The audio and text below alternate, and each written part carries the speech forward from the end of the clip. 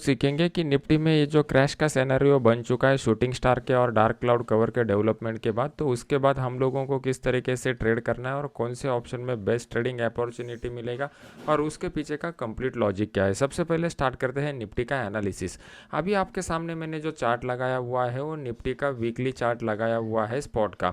हम लोग क्या करेंगे, सबसे पहले समझेंगे कि ये जो आपके सामने चार्ट दिखाई दे रहा है ये चार्ट का क्रिएटर कौन है। जो चार्टिस्ट होता है वो चार्टिस्ट का अगर आपको मार्केट साइकोलॉजी समझ में आ जाए तो आप उसके डायरेक्शन में ट्रेड ले सकते हो। अगर मार्केट को ऊपर जाना है तो मार्केट में बाइंग का फोर्स डेवलप होना चाहिए, और अगर मार्केट को नीचे आना है तो नीचे आते समय मार्केट में सेलिंग का फोर्स डेवलप होना चाहिए। तो ये फोर्स कौन डेवलप करता है, ये फोर्स डेवलप करते हैं बायर और सेलर। तो बायर और सेलर अभी फिलहाल की स्टेज में क्या सोच रहे हैं, कहाँ पे जाके वो बड़ा सेल का पोजीशन इनिशिएट करेंगे और कहाँ पे जाके बड़ा बाय का पोजीशन इनिशिएट करेंगे, उसके पीछे का कंप्लीट लॉजिक क्या है, ये स्टेप बाय स्टेप इस वीडियो में सीखने की कोशिश करेंगे। तो सबसे इंपॉर्टेंट बात, अभी जो चार्ट आप देख रहे हो वो चार्ट के पीछे का जो चार्टिस्ट है, मतलब जो मार्केट पार्टिसिपेंट है, वो मार्केट पार्टिसिपेंट के साइकोलॉजी को समझ लेते हैं। सबसे इंपॉर्टेंट बात हम लोग क्या करेंगे, सबसे पहले चार्ट के ऊपर important support resistance level mark करेंगे।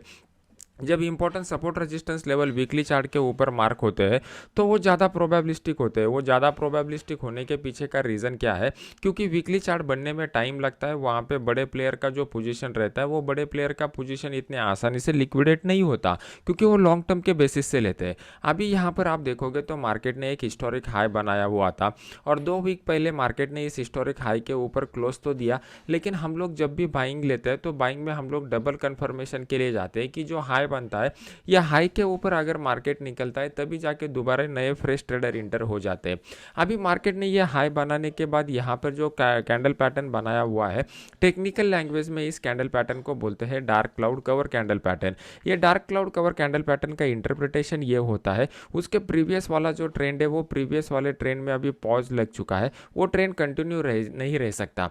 और फिर उसके बाद ये जो कैंडल पैटर्न यहाँ पर डेवलप हो चुका है इसको बोलते हैं shooting star candle pattern. Shooting star candle pattern का इंटरप्रिटेशन ये होता है कि जो प्रीवियस वाला ट्रेंड होता है वो प्रीवियस वाला ट्रेंड यहाँ पर अभी चेंज हो चुका है। ट्रेंड चेंज का मतलब ये होता है कि आने वाले 1-2 हफ्तों के लिए मार्केट में हम लोगों को गिरावट देखने को मिल सकती है।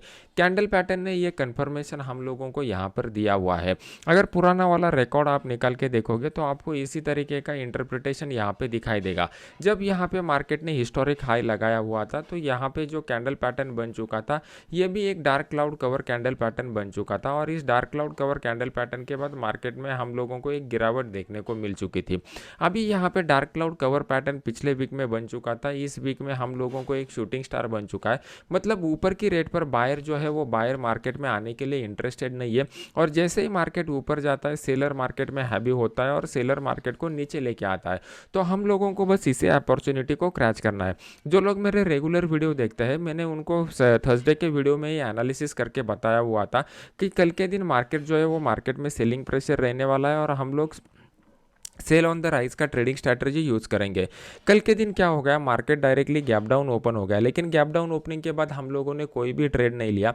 मैं यहाँ पे पूरे पीरियड में वेट एंड वॉच के मोड पे था, और जैसे ही मार्केट दोबारा इस लेवल पर आ गया मैंने आपको यहाँ पे अपडेट कर दिया कि यहाँ से अभी मार्केट नीचे गिरने वाला है, और बहुत बढ़िया डाउन साइड का मोमेंटम हम लोगों ने कैच कर लिया। ये फ्री वाले चैनल का लिंक वीडियो के नीचे डिस्क्रिप्शन बॉक्स में डाला हुआ है, आप वहाँ पर जाके चेक करके देख सकते हो। अभी बैंक निफ्टी के बैंक निफ्टी के बारे में हम लोग कल के वीडियो में देखेंगे। आज का पूरा कंसंट्रेशन हम लोग जो है वो निफ्टी के ऊपर ही करेंगे।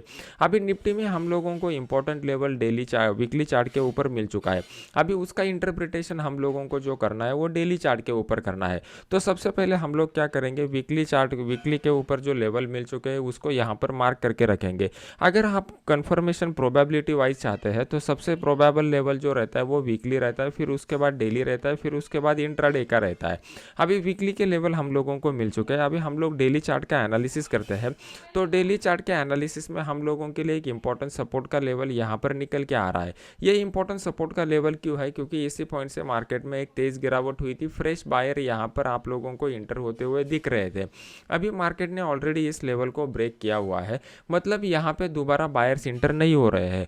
तो ये जो साइकोलॉजी मैं आपको बता रहा हूँ, ये साइकोलॉजी को पहले आप समझने की कोशिश कीजिए, क्योंकि इसी के ऊपर आने वाले समय में आप लोगों को एनालिसिस करना है, और जब इस तरीके का एनालिसिस आप करोगे तभी जाके आप लोगों को लाइव मार्केट में इजीली अपॉर्चुनिटीज आइडेंटिफाई होंगे और वो आप एक कॉन्फिडेंस के साथ वहाँ पर ट्रेड ले लोगे। अदरवाइज क्या हो जाएगा, जो आपको डर लगता था वो डर आपका कभी मिटेगा नहीं।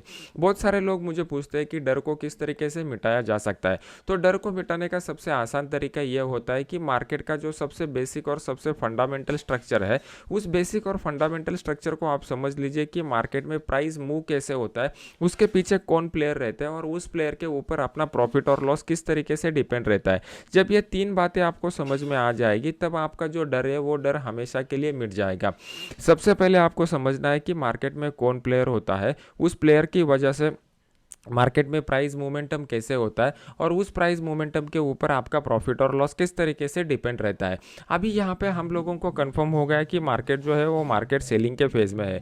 तो सेलिंग के फेज़ में जब भी मार्केट आता है तो हम लोग दो तरीके का अपॉर्चुनिटी ढूंढते हैं। पहला अपॉर्चुनिटी ये होता है कि सेल ऑन द राइज का अपॉर्चुनिटी होता है, और दूसरा अपॉर्चुनिटी ये होता है कि जब सपोर्ट का लेवल ब्रेक होता है तो हम लोग सेल करते हैं। अभी यहाँ पे ऑलरेडी सपोर्ट का लेवल ब्रेक हो चुका है। अगर मार्केट इस लेवल पे आके कंसोलिडेट होकर फिर इस लेवल को ब्रेक करता तो मंडे के दिन हम लोग जैसे ही लो को ब्रेक करेगा हम लोग सेल के पोजीशन को ले सकते हैं। लेकिन अभी मार्केट ने एक अच्छा खासा मोमेंटम दिखाया हुआ है, मतलब ऑलरेडी जो सेलर्स थे उन्होंने ऊपर की साइड में ही सेल करके रखा हुआ है और उसके बाद मार्केट नीचे आ रहा है, और नीचे आने के बाद कल के दिन दोबारा सेल ऑन द राइज में उन्होंने सेल किया रहेगा। तो मार्केट ने एक अच्छा खासा मोमेंटम दिखा के अगर इस लेवल को ब्रेक किया हुआ है तो इस लेवल के दोबारा ब्रेक होने पर हम लोग सेल का पोजीशन नहीं लेंगे, क्योंकि जो लोगों ने ऊपर की साइड पर सेल किया रहेगा मोमेंटम में उन लोगों के साथ वीक हैंड भी जुड़े रहेंगे। तो वीक हैंड जनरली क्या करेंगे, यहाँ पर प्रॉफिट बुक करना प्रेफर करेंगे। हम लोग भी यही चाहते हैं कि यहाँ पर वीक हैंड आके प्रॉफिट बुक करें। अगर वो यहाँ पर प्रॉफिट बुक करते हैं तो कुछ टाइम के लिए मार्केट यहाँ पर कंसोलिडेट हो जाएगा, और अगर कुछ टाइम के लिए मार्केट कंसोलिडेट होता है तो हमारे लिए बेस्ट अपॉर्चुनिटी दोबारा क्रिएट हो जाएगा। हम लोग ऑप्शन बायर है। ऑप्शन बायर के लिए सबसे इंपॉर्टेंट बात क्या है कि मार्केट में जो भी प्राइस का मोमेंटम होगा वो प्राइस का मोमेंटम एकदम क्विक होना चाहिए, एकदम फास्ट होना चाहिए। फास्ट प्राइस मोमेंटम कब हमको मिलता है, जब बाय यहाँ पर सेलर ट्रैप हो जाते हैं तभी ऑप्शन बायर को क्विक मोमेंटम मिलता है। तो इसके लिए हमें वेट एंड वॉच की मोड में रहना प्रेफर करना पड़ेगा कि कब जाके मार्केट एक रेंज बाउंड सिनेरियो में जाए, और रेंज बाउंड सिनेरियो में जाने के बाद यहाँ पर ऑप्शन राइटर ट्रैप हो जाए। तो साइकोलॉजी पॉइंट ऑफ व्यू से हम लोगों को पहले ये समझना पड़ेगा कि अभी मार्केट कब रेंज बाउंड जा सकता है और रेंज बाउंड जाने के बाद वो फेज कब ब्रेक होगा। तो यहाँ पे ये जो इंपॉर्टेंट सपोर्ट लेवल है, ये इंपॉर्टेंट सपोर्ट लेवल के ऊपर अगर कुछ प्रॉफिट बुकिंग आता है तो यहाँ पे मार्केट रेंज बाउंड रहने की प्रोबेबिलिटी बढ़ जाएगी। अभी इंट्राडे में कौन से लेवल के ऊपर ट्रेड लेना है, अभी डेली चार्ट के ऊपर हम लोगों को और एक सपोर्ट का लेवल नीचे की साइड में मिल रहा है। मतलब अभी हम लोगों को 4 लेवल मिल गए। वीकली चार्ट के ऊपर ये 2 लेवल हम लोगों को मिल गया और डेली चार्ट के ऊपर ये 2 लेवल हम लोगों को मिल गए। तो हमारे लिए दायरा कंफर्म हो गया कि हम लोगों को कौन से लेवल के करीब मार्केट जाएगा तो हम लोगों को ट्रेड करना है। अभी ये जो लेवल डेली चार्ट के ऊपर मिल रहा है वो नीचे की साइड में 18,133 का लेवल मिल रहा है और ऊपर की साइड में 18,269 का लेवल यहाँ पर हम लोगों को मिल रहा है। अभी इस बीच में मार्केट कितना टाइम स्पेंड करता है इसके ऊपर आगे का मोमेंटम डिपेंड रहेगा। अभी हम लोगों ने डिसाइड कर लिया कि वीकली चार्ट के ऊपर ट्रेंड जो चल रहा है वो डाउन ट्रेंड चल रहा है, क्योंकि यहाँ पे 2 कैंडल पैटर्न हम लोगों को ऑलरेडी मिल चुके हैं। फिर उसके बाद डेली चार्ट के ऊपर हम लोगों ने देख लिया तो प्राइस एक्शन जो इंडिकेट कर रहा है वो प्राइस एक्शन भी हमें इंडिकेट कर रहा है कि मार्केट जो है वो डाउन ट्रेंड में ही चल रहा है। प्राइस एक्शन का ये कंफर्मेशन हम लोगों को डेली चार्ट में होगा। अभी इंट्राडे चार्ट में हम लोग क्या करेंगे, हम लोग एंट्री और एग्जिट पॉइंट ढूंढने की कोशिश करेंगे। कभी कभी क्या हो जाता है, ईओडी बेसिस पे हम लोग एनालिसिस करते हैं तो ईओडी बेसिस पे भी हम लोगों को एंट्री और एग्जिट के पॉइंट मिल जाते हैं, या फिर हम लोगों को क्या करना पड़ता है, लाइव मार्केट में प्राइस एक्शन बन के देना पड़ता है, तब जाके हम लोगों को वहाँ पे एंट्री और एग्जिट मिल जाते हैं। अगर लाइव मार्केट में कुछ एंट्री एग्जिट मिल जाते हैं तो इस तरीके से मैं अपने फ्री वाले चैनल में अपडेट कर देता हूँ, जिसका लिंक इस वीडियो के नीचे मैंने डाला हुआ है। अभी इंट्राडे में हम लोग देखने के लिए जाएंगे कि कौन से लेवल के ऊपर बेस्ट ट्रेडिंग अपॉर्चुनिटी मिल सकता है। तो अभी मैंने आपके सामने 15 मिनट का चार्ट लगाया हुआ है। ये 15 मिनट का चार्ट हमें क्लियर कट इंडिकेट कर रहा है कि मार्केट में फ्राइडे के दिन एक अच्छा खासा सेल ऑफ हो चुका है, और इस सेल ऑफ में अगर आप देखोगे तो क्लोजिंग जो मिल चुका है वो क्लोजिंग लो के करीब का मिल चुका है। तो हम लोगों को ये चार्ट क्लियर कट इंडिकेट कर रहा है कि हम लोगों को वेट एंड वॉच के मोड पे रहना प्रेफर करना पड़ेगा। जब यहाँ पे जाके प्राइस एक्शन बनेगा तो प्राइस एक्शन के बाद ही हम लोग ट्रेडिंग का डिसीजन ले सकते हैं। अभी यहाँ पर मार्केट मान लो कि एक कंसोलिडेशन का फेज बना के क्लोज हो जाता तो हम लोग क्लियर कट साइड बोल सकते थे कि मार्केट अगर इस जोन में ओपन हो जाता है तो जैसे ही इस लेवल को डाउन साइड की तरफ ब्रेक करेगा हम लोग यहाँ पर सेल का पोजीशन ले सकते थे, या फिर मार्केट अगर इस तरीके से कंसोलिडेट ज़्यादा न करते हुए बीच में ही कहीं पे क्लोज हो जाता और डायरेक्टली गैप डाउन ओपन हो जाता तो ऊपर आने के बाद यहाँ पे शूटिंग स्टार के ऊपर हम लोग सेल का पोजीशन ले सकते थे। लेकिन फिलहाल के लिए जिस तरीके का प्राइस एक्शन बना के मार्केट क्लोज हो चुका है वो हमें क्लियर कट इंडिकेट कर रहा है कि वेट एंड वॉच के मोड में मॉर्निंग सेशन में हम लोगों को मंडे के दिन रहना पड़ेगा। जब यहाँ पे कुछ प्राइस एक्शन डेवलप हो जाएगा तो उस प्राइस एक्शन के हिसाब से और फिर उसको ओपन इंटरेस्ट के डेटा के साथ क्लब करके हम लोग डिसीजन ले लेंगे। जैसे ही मुझे कुछ अपॉर्चुनिटी मिलेगा मैं अपने इस फ्री वाले चैनल में आपको अपडेट कर दूंगा। बैंक निफ्टी के एनालिसिस का जो वीडियो है वो बैंक निफ्टी के एनालिसिस का वीडियो मैं कल के दिन आपको यूट्यूब के ऊपर डाल दूंगा।